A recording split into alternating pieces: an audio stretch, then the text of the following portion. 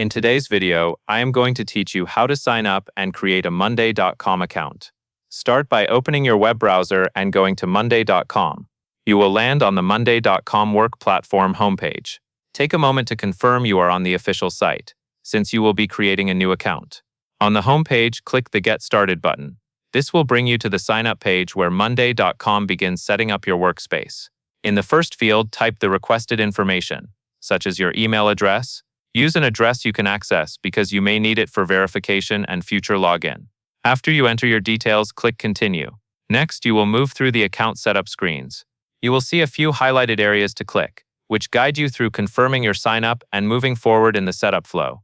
Follow the prompts on screen, and when you reach the form fields, type in the requested information.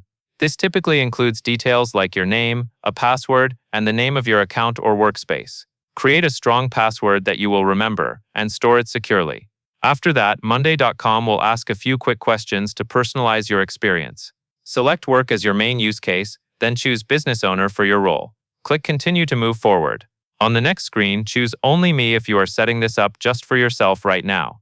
Then select the team size range shown, such as 119, and click Continue again. Now you will pick the department. Select Finance, then click Continue. Then choose the area you want to focus on, such as goals and strategy. If you need to adjust your selection, use the back option, then continue once it is correct. Next, select a type of work you are managing, such as podcast, and click Continue. Monday.com will then finish preparing your workspace. When you arrive in your new account, you may see a prompt or modal. Click the highlighted option to proceed, and if you see a notification setup prompt, click Remind Me Later to skip it for now. Finally, type the requested information in the highlighted field on the next screen.